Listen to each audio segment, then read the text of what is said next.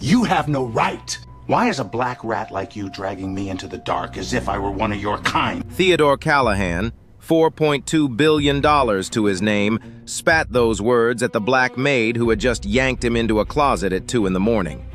Priscilla Irving pressed her damp hand over his mouth. He shoved her backward, wiping his lips in disgust. You lured me in here to rob me, didn't you? Answer me! She stayed silent, eyes locked on the door. Then, footsteps.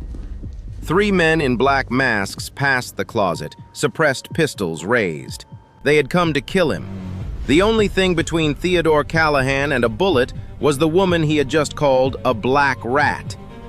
What happened in that closet over the next 6 minutes would change both their lives forever.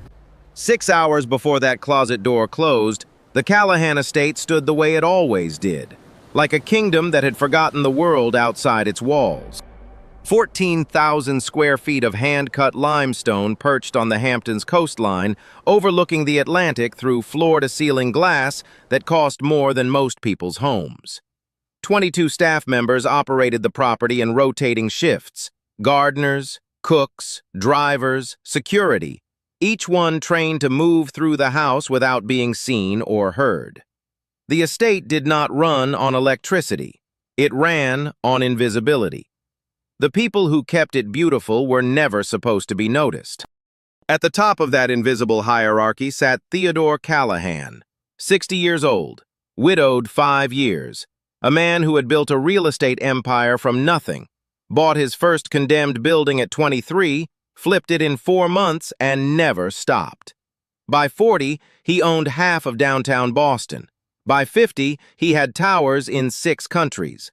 By 60, he had everything a man could want, and no one left to share it with.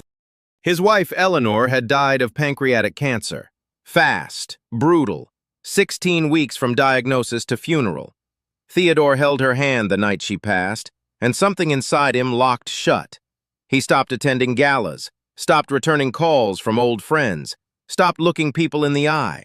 He kept the estate fully staffed, not for comfort, but for distance.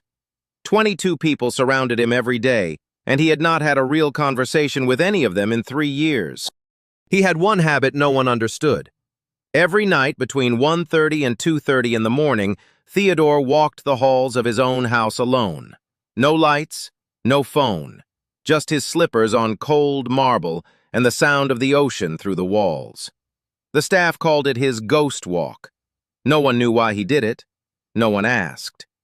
At the bottom of that hierarchy, below the gardeners, below the kitchen staff, below even the part-time dog walker, was Priscilla Irving. 36 years old, black, quiet in a way that made people forget she had a voice at all. She had worked the night shift at the estate for 2 years, mopping, scrubbing, laundering, polishing silver that other people's hands would touch in the morning. She started at 10 p.m. She finished at 6 a.m.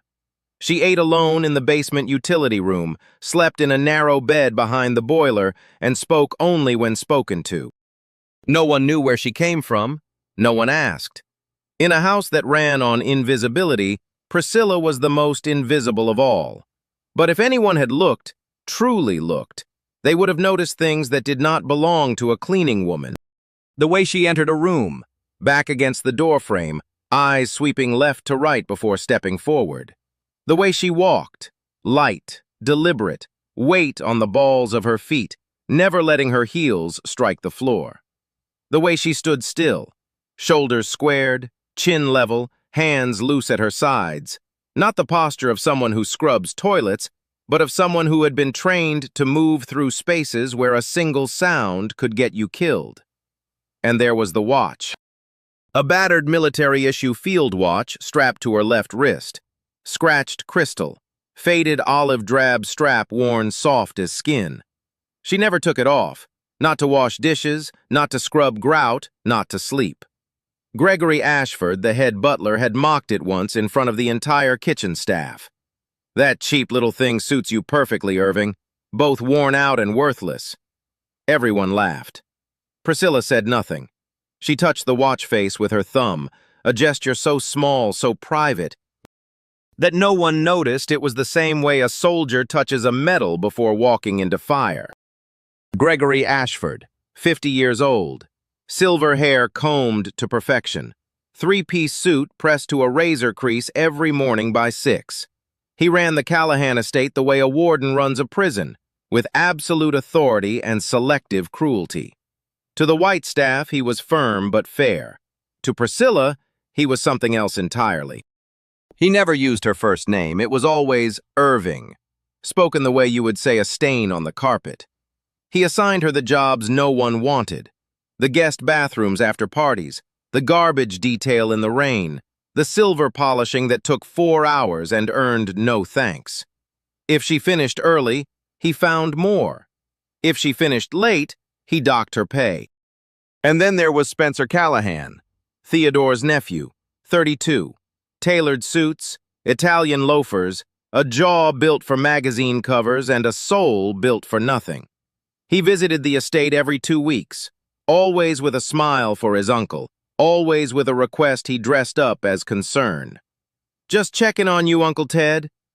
But his eyes always drifted to the paintings on the walls, the silver in the cabinets, the safe in Theodore's study. Spencer owed gambling debts in 7 figures. He needed his uncle's fortune. He needed it soon.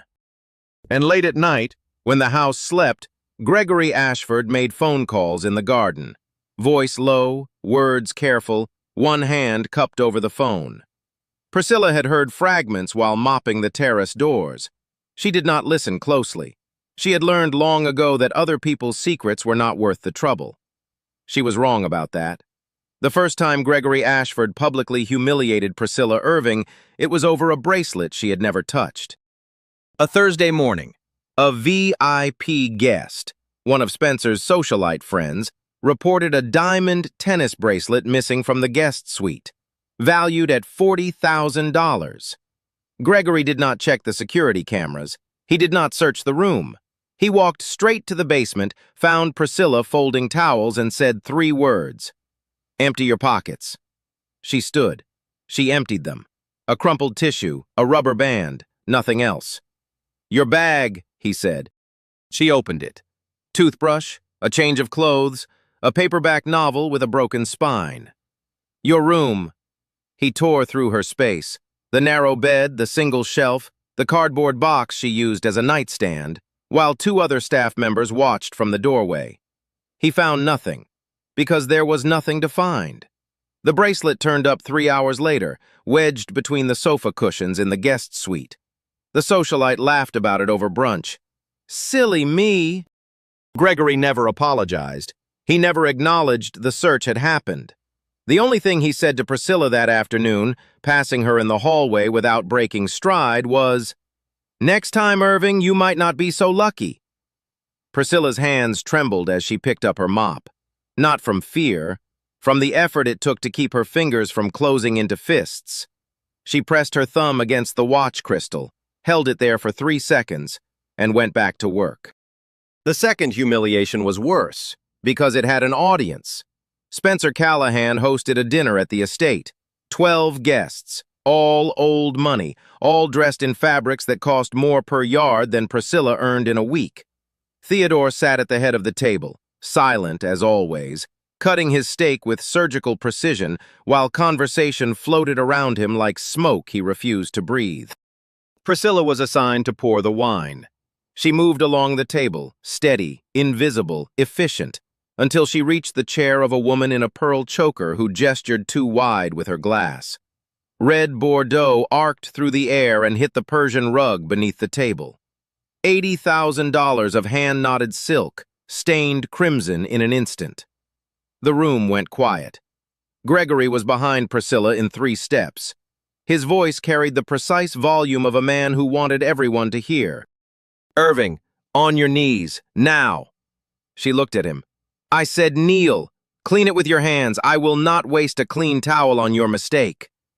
12 faces turned toward her, not one with sympathy. One man, Spencer's banker friend, leaned back in his chair, swirling his own glass. "At least she knows her place," he said. A woman beside him laughed behind her napkin. Priscilla knelt. She pressed her bare palms into the rug. Bordeaux soaked through her skin, warm, seeping into the creases of her knuckles, running beneath her fingernails. The wine was the color of something she did not want to name. She scrubbed in slow circles, face down, while the sound of resumed conversation and clinking crystal drifted above her like weather happening in someone else's world. No one helped. No one looked down. She was furniture again, a stain cleaning a stain. But there was one pair of eyes on her. Theodore Callahan watched from the head of the table. He saw the woman on her knees. He saw the red between her fingers.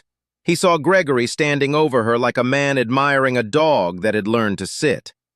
Theodore said nothing. He looked away. He cut another piece of steak. And then, a detail so small that only a camera would have caught it. When Priscilla finished and stood, she did not push herself up the way a tired woman rises from a floor. She moved in one fluid motion, knees, hips, spine aligning in a single vertical line, shoulders setting square, chin leveling to the horizon. The movement took less than a second. It was the way a person stands when they have been trained to get up fast in places where staying down means dying. Theodore's fork paused halfway to his mouth. His eyes narrowed. Something flickered behind them. Not recognition, not sympathy, just a crack in the wall of indifference he had built around himself. Then the crack sealed. He chewed. He swallowed. He forgot. But his body remembered. That night, during his ghost walk at 2 a.m., he slowed as he passed the east corridor and caught himself listening for the sound of her mop on the marble below. The third humiliation was private, but it cut deepest. Gregory called Priscilla into his office the following Monday. He sat behind Theodore's spare mahogany desk, a desk that was not his, in a room that was not his, wielding authority that was borrowed. He folded his manicured hands and spoke as if he were reading a medical diagnosis. "I am reviewing your position, Irving. Your performance is below standard. Your appearance makes guests uncomfortable. Your presence in this house is, how do I put this, incongruent with the environment Mr. Callahan expects." Incongruent. He used that word like a scalpel.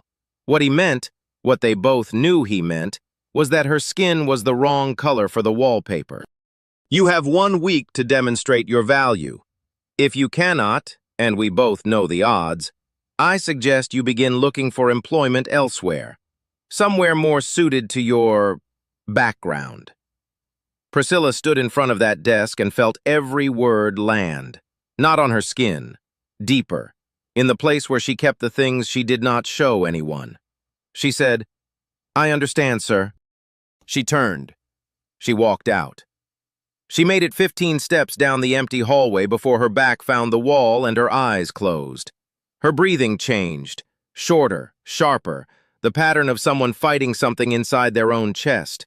Her fingers wrapped around the old watch, squeezed. And in the silence of that hallway, a voice surfaced from 8 years ago, a voice roughened by desert dust and radio static. Colonel Harold Brennan, standing in a field hospital with blood on his boots, gripping her shoulder. "Irving, you are the finest soldier I have ever commanded. Don't you ever forget what you are." Priscilla opened her eyes. She unclenched her jaw. She straightened her spine. She picked up the mop leaning against the wall, and she went back to work. The first sign that something was wrong about Priscilla Irving came from a falling picture frame. Tuesday night, 1:15 a.m. Priscilla was mopping the second-floor corridor.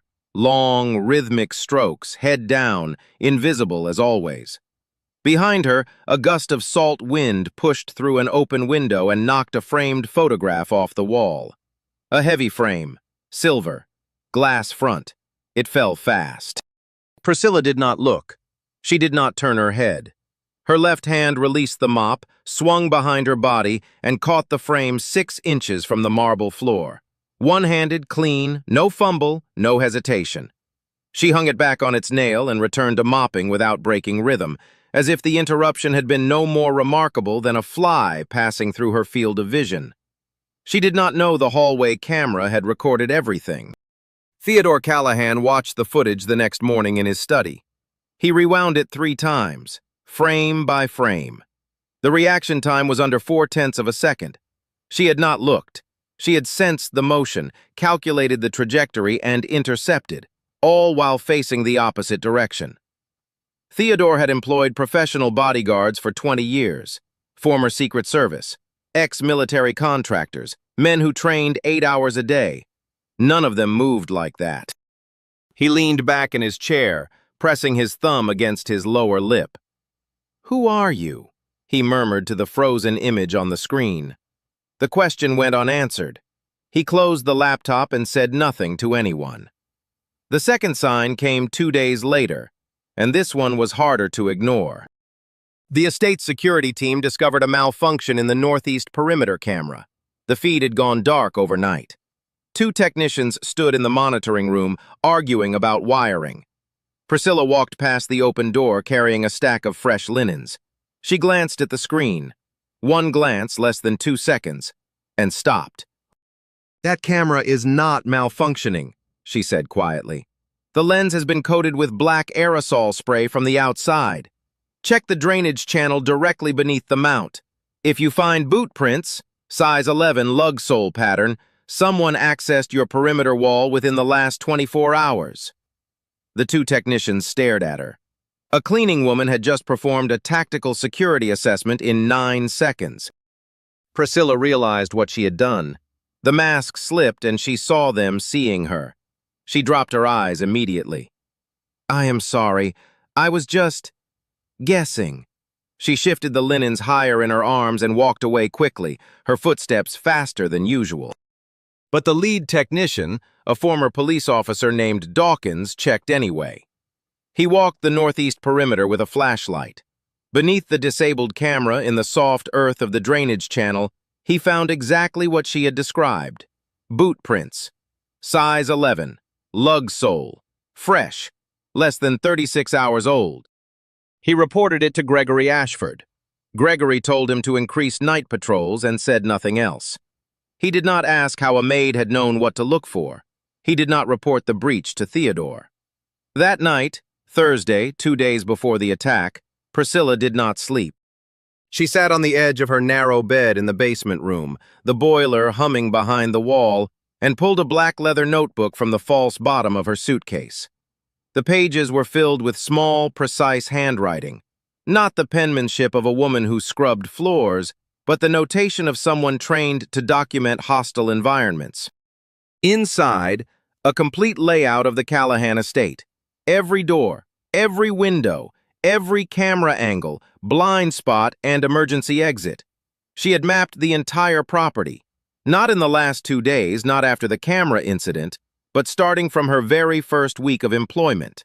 Methodically, silently, the way an intelligence operative secures any location where she sleeps. She turned to a page near the back and circled a position in red ink. The second-floor storage closet, 12 steps from Theodore's master bedroom. Beside it, she wrote 2 words, blind spot. Why would a cleaning woman identify a tactical blind spot in a billionaire's home? Unless she already knew that something was coming. The last sign happened face-to-face. Friday night, 1:45 a.m. Theodore was on his ghost walk, drifting through the darkened east wing when he found Priscilla on the staircase landing. She was wringing out a mop, her back to him. He watched her for a moment, the economy of her movements, the way her weight stayed centered, the way her eyes checked the hallway in both directions before she repositioned. "What did you do?" he said softly, "before you came here?" She did not startle. She did not look up. "I have always been a maid, sir."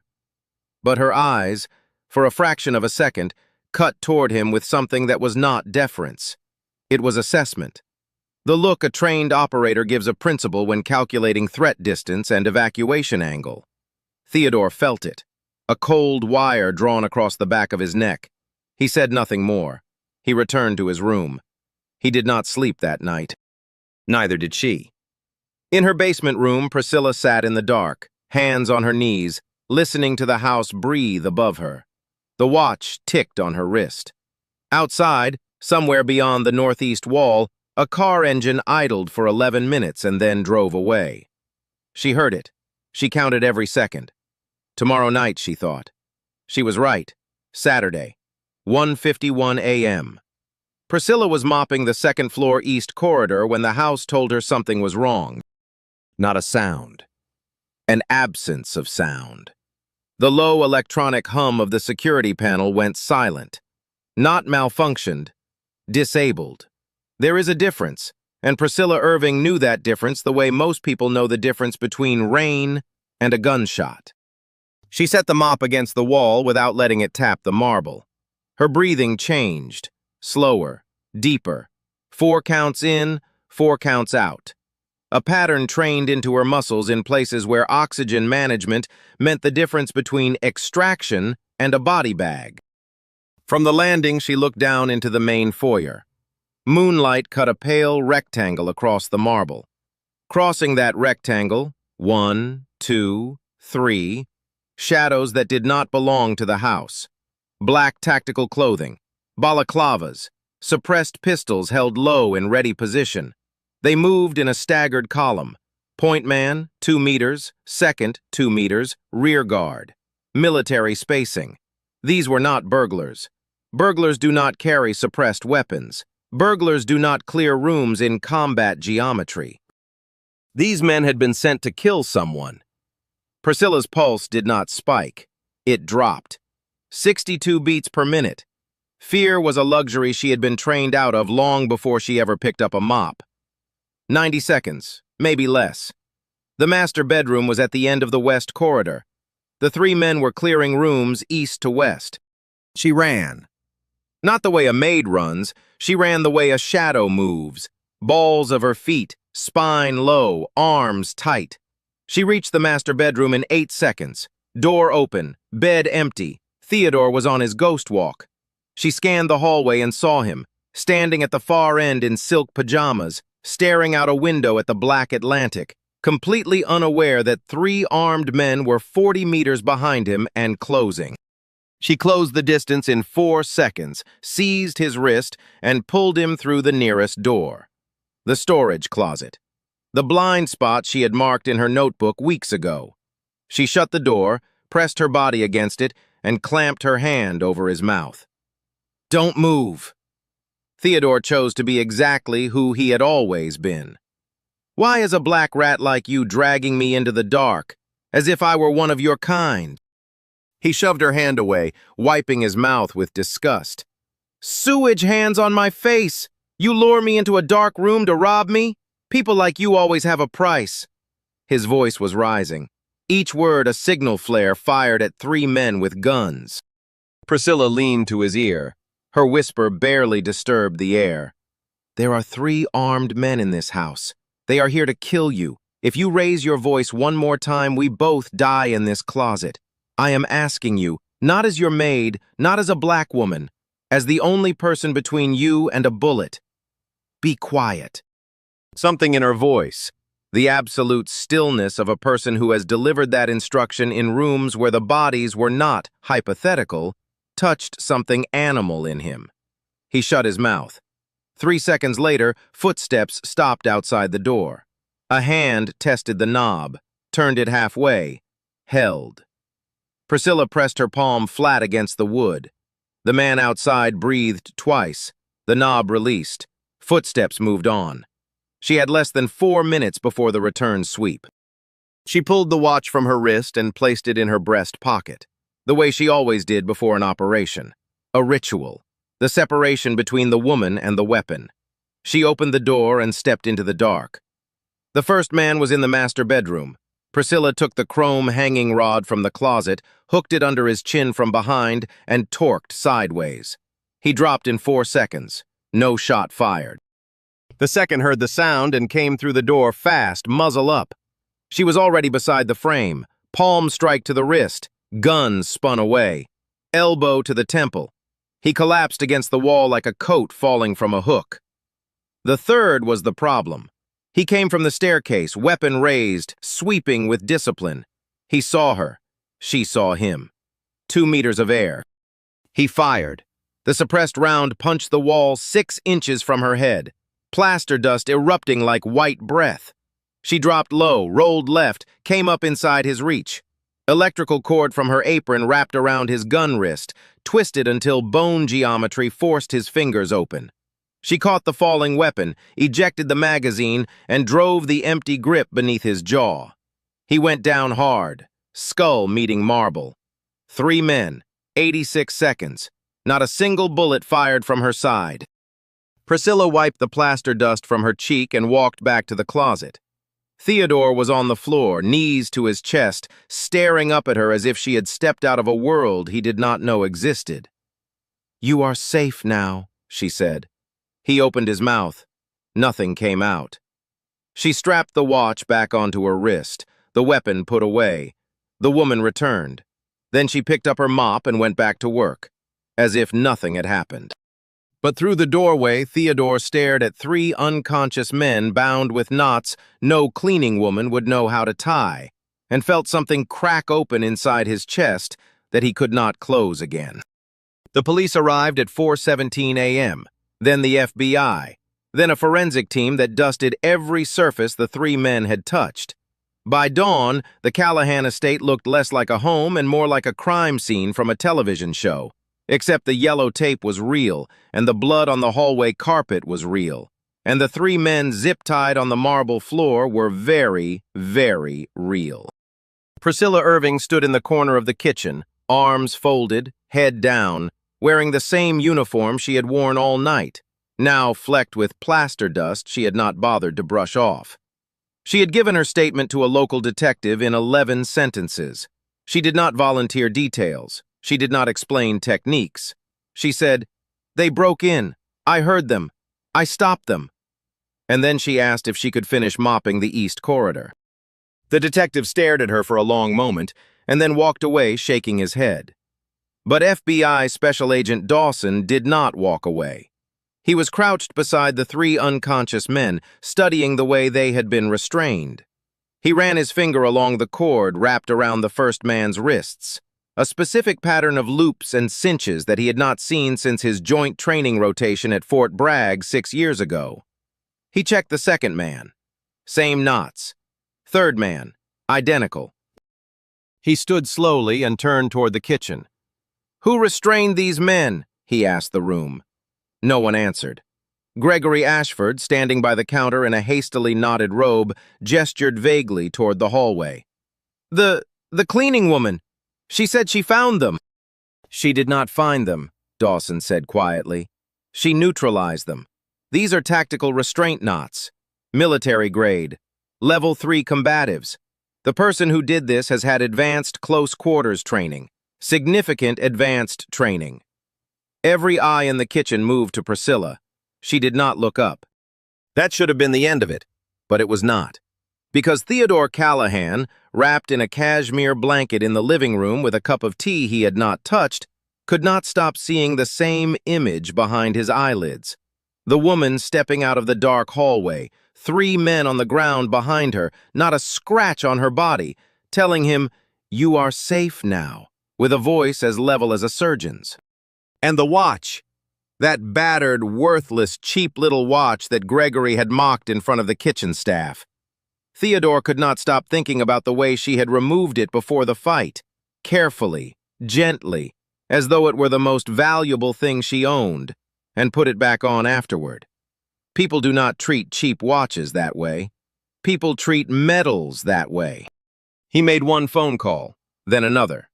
By Tuesday, a private investigation firm had delivered a sealed file to his study. Priscilla Irving's public records were almost non-existent. A social security number, a New York driver's license, 2 years of employment at the estate. Before that, nothing. A blank wall. As if she had been manufactured 3 years ago and placed into the world without a past.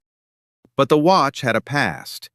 Theodore had seen the case back on security footage, zoomed in, enhanced, and there were characters engraved into the steel. A serial number, military-issue designation. He passed it to the investigators. The file that came back was 17 pages long. Most of it was redacted, black bars over black bars. But the pieces that remained were enough to stop Theodore Callahan's heart. Sergeant First Class Priscilla Irving, 4th Military Intelligence Battalion, United States Army, enlisted at 18, served 12 years. Specialty, counterterrorism operations and high-value witness protection. 14 successful missions across 3 continents, 3 commendations, 1 Bronze Star. The Bronze Star citation was partially unredacted. East Africa, 8 years ago. A hostage crisis at the American Cultural Center. 12 U.S. civilians held by an armed militia for 72 hours. A 6-person extraction team led by Sergeant Irving breached the compound under cover of darkness. Irving sustained a through-and-through gunshot wound to the left shoulder during extraction, but continued operating. She carried an unconscious hostage on her back across 400 meters of open ground under active fire. All 12 hostages recovered alive. Theodore turned to the hostage list. His eyes moved down the page, name after name after name, until they reached the 8th line. Charlotte Callahan, age 20, volunteer teacher, daughter of Theodore Callahan. The file slipped from his hands. It fluttered to the carpet and lay there, pages splayed open like a broken bird. Theodore Callahan, a man who had not cried since his wife's funeral, a man who had built a wall around himself so thick that 22 staff members could not find a single crack, put his face in his hands and wept. The woman he had called a black rat, the woman whose hands he had called sewage, the woman he had ordered to kneel and scrub wine from a rug with her bare fingers while 12 people laughed. That woman had carried his daughter, his Charlotte, his only child, the last piece of Eleanor he had left, on a wounded shoulder through 400 meters of gunfire. And she had never said a word. Not to Charlotte, not to Theodore, not to anyone. She had walked into this house 2 years ago, picked up a mop, and disappeared into the invisibility that this place demanded of people who looked like her. Theodore sat in his study for 3 hours without moving. The tea went cold. The sun came up. The house woke around him. Footsteps, voices, the sounds of a world continuing. And he heard none of it. He heard only one thing, repeating in his skull like a wound that would not close.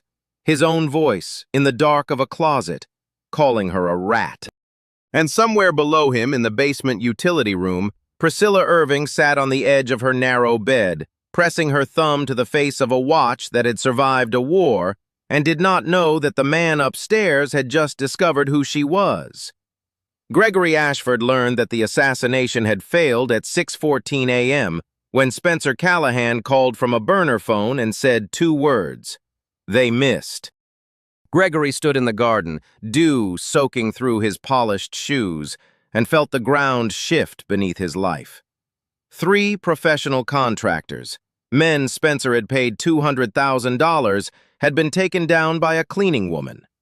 11 months of planning, forged documents, disabled cameras, carefully constructed alibis, undone by a woman with a mop and a cheap watch. He needed a new plan before Theodore's investigators followed the money. Spencer provided one. Not a bullet this time, something quieter, something that would destroy Priscilla first, remove the witness, and finish the job through the courts, through the will, through the slow, respectable violence of inheritance law. Within 48 hours, the tabloids had the story. Tuesday, Billionaire's black maid, savior or schemer? Wednesday, black maid gold digger? Cleaning lady has her eyes on the Callahan fortune. By Thursday, cable news, podcasts, social media, everywhere. Anonymous sources described Priscilla as unusually close to Theodore. Unnamed staff claimed she had been spending time in Mr. Callahan's private quarters. The comment sections wrote themselves. Classic gold digger, save his life, steal his wallet. These people always find a way to climb. Each comment a small stone. Together they built a wall around Priscilla, higher than anything Gregory had ever constructed with his cruelty.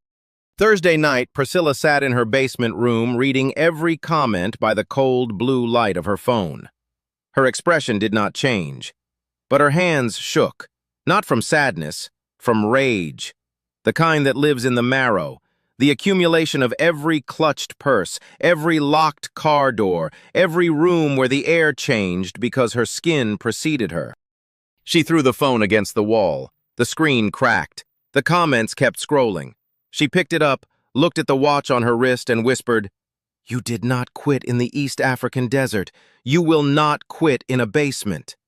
But Spencer was not finished. The tabloids were noise.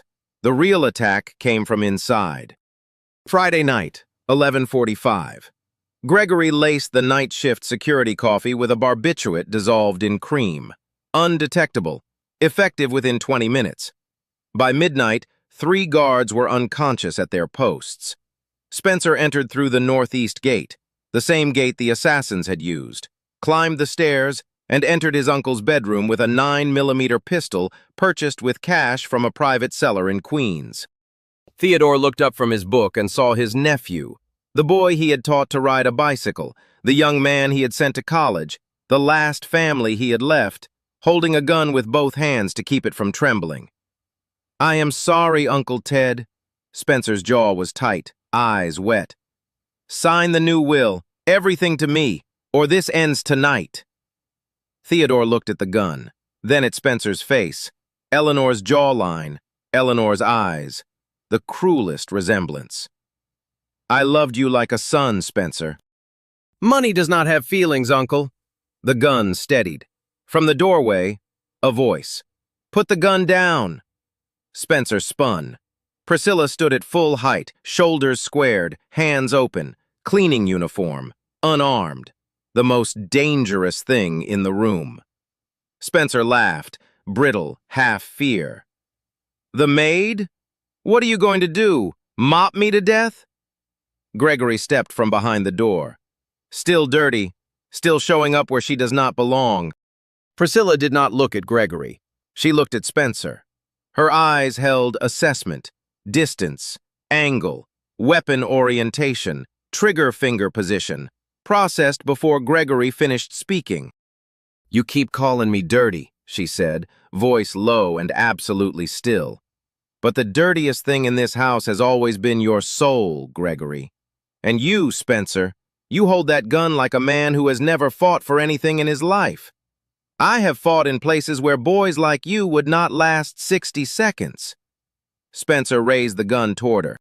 She stepped left, off the muzzle line, closed the distance in one stride.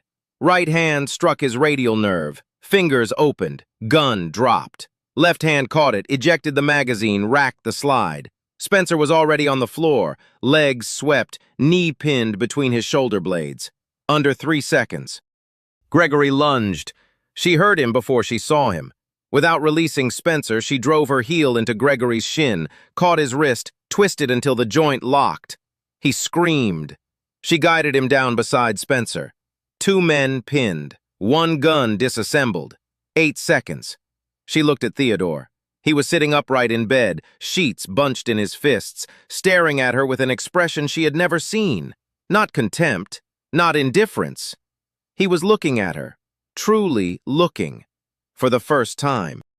"You are safe now." Same words, same voice, but Theodore heard something he had missed before. A tenderness buried so deep beneath discipline that it surfaced only when the danger passed. His voice cracked. "I am sorry." Priscilla held his gaze for 2 seconds.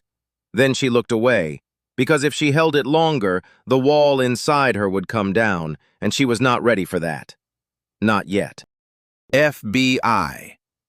Agent Dawson arrived 20 minutes later with handcuffs.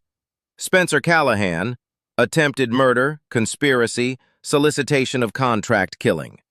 Gregory Ashford, accomplice, assault, criminal conspiracy, workplace discrimination. As Gregory was led past Priscilla, he stopped, turned, opened his mouth to speak. She looked at him and said nothing. Her silence was louder than anything he had ever heard. The next morning, a man arrived unannounced. 71. Gray hair cropped to regulation. Civilian clothes, but everything about him said uniform. Colonel Harold Brennan, retired, 4th Military Intelligence Battalion. He had recognized the operational signature in the news. 3 hostiles neutralized with improvised weapons, tactical restraints, 0 casualties, and driven 4 hours from Virginia. He found Priscilla in the kitchen washing dishes. He stopped in the doorway. She turned. 8 years of silence collapsed into a single moment. Colonel Brennan straightened, brought his heels together, and raised his right hand in a slow, precise military salute. "Sergeant Irving, you remain the finest soldier I have ever commanded." Priscilla, who had not flinched when a bullet hit the wall beside her head, who had not cried when 12 people laughed while she knelt in wine, who had not broken when a man called her a black rat in the dark, dropped the dish she was holding. It shattered on the floor, and she wept. Not from pain, not from relief, because for the first time in 8 years, someone had called her by her real name. Theodore Callahan called a press conference 3 days later. Not at a hotel, not at a corporate office. At the estate, the same living room where Priscilla had once knelt on the floor scrubbing wine with her bare hands, while 12 people laughed above her. 200 journalists filled the room. Cameras lined the back wall. Theodore stood behind a podium he had never used in his own home, wearing a suit that did not fit the way it used to, because the man inside it had changed shape. He did not talk about the assassination attempt. He did not talk about Spencer. He talked about Priscilla. He projected her military service photograph onto the screen behind him. Sergeant First Class Priscilla Irving in full dress uniform, bronze star pinned above her left pocket, eyes forward, jaw set. The room went silent. 200 people stared at the image of the woman they had called a gold digger, a schemer, a black rat, standing in the uniform of the United States Army. Theodore read from the citation. Counterterrorism specialist, 14 missions, 3 commendations. The East Africa hostage extraction, 12 American civilians rescued, Sergeant Irving wounded in action, carrying an unconscious hostage across 400 meters of open ground under fire. Then he said the name. The 8th hostage on that list was Charlotte Callahan, my daughter. A door at the side of the room opened.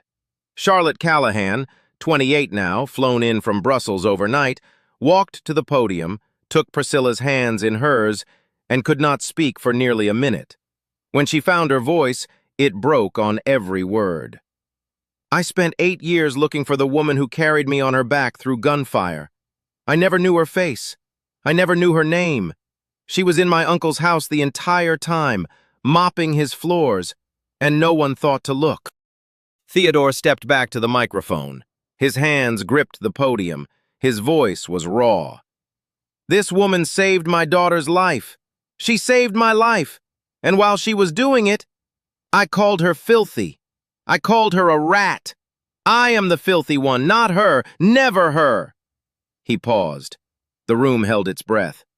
If this world calls her dirty, then it is this world that needs to be cleaned. Silence. Then applause.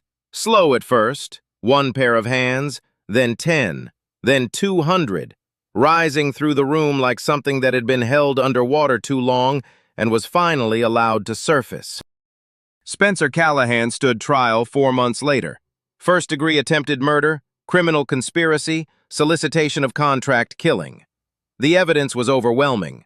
Recorded conversations from the burner phone, bank transfers traced through shell companies in Delaware, Theodore's own testimony delivered with the quiet precision of a man finally using his words for something that mattered. Spencer wept in the courtroom, begged forgiveness. Theodore looked at him and said, I forgive you, Spencer, but the law does not. 25 years to life. Spencer was led out in handcuffs, passing within 3 feet of Priscilla in the gallery. He did not look at her. He could not. Gregory Ashford received 15 years. Conspiracy, accomplice to attempted murder, workplace discrimination. When the bailiff let him pass the gallery, his eyes found Priscilla. For 2 years he had looked down at her. Now she was seated and he was the one being led away. The geometry of that reversal broke something in him that would never repair. 3 weeks later, the Department of Defense held a private ceremony at Arlington.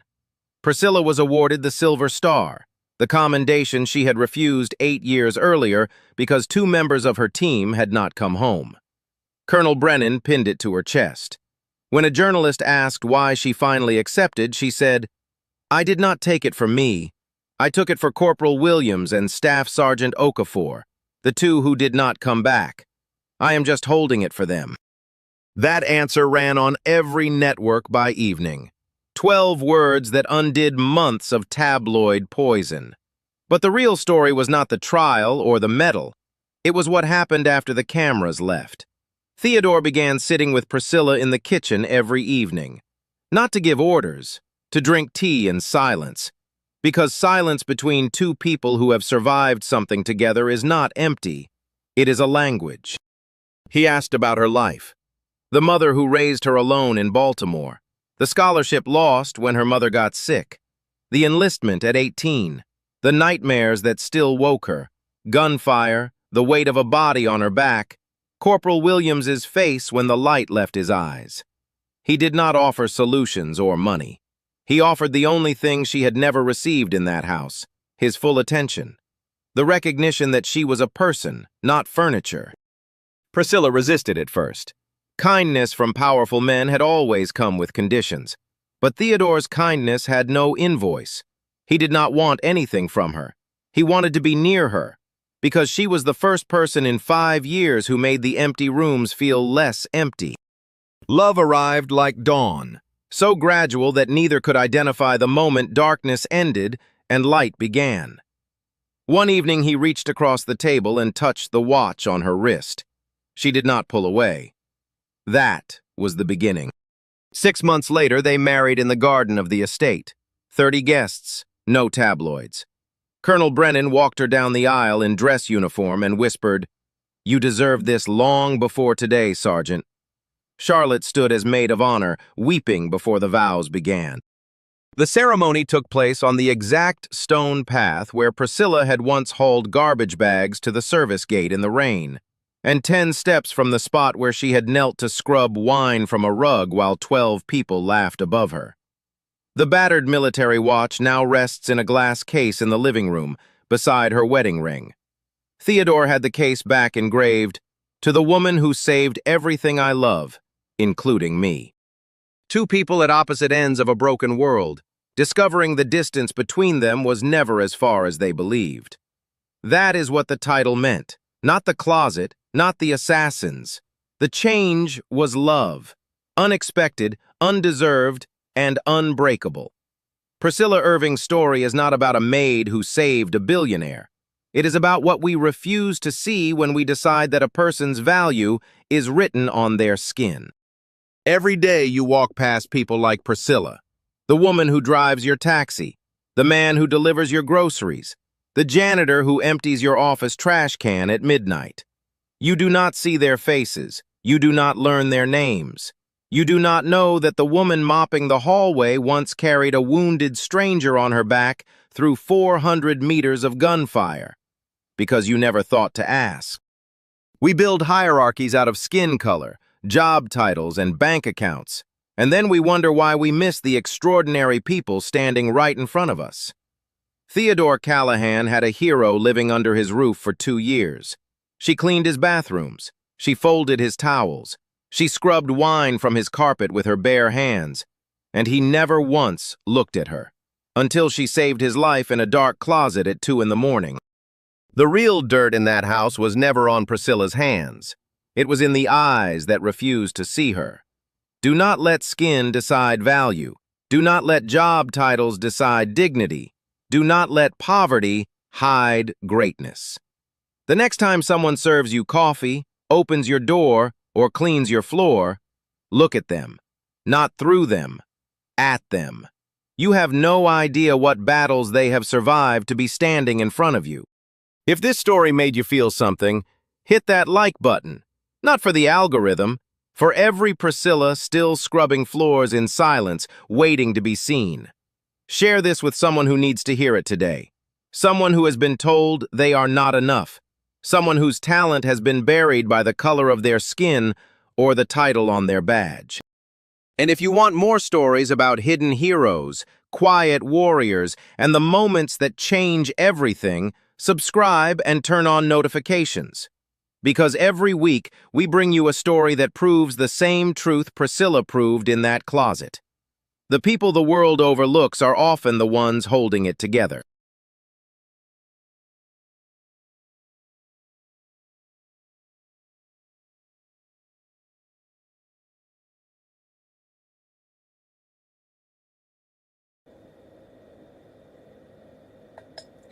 Priscilla Irving, the woman they called a black rat, was a degraded war hero who once carried Theodore's own daughter through gunfire, and she never said a word. She walked into the house, picked up a mop, and let them treat her like she was nothing. Not because she was weak, but because she had already proven what she was worth in places most of us will never see. And that's the thing, Priscilla never needed Theodore to see her. She knew who she was. The Bronze Star knew. The 12 hostages she carried home alive knew. The only people who didn't know were the ones who decided her value the moment they saw her skin. 86 seconds to take down 3 armed men. 2 years, and no one in that house ever thought to ask her name. So here's what I can't stop thinking about. How many people have you walked past and never once wondered what war they survived just to be standing there? What if the person the world overlooks is the one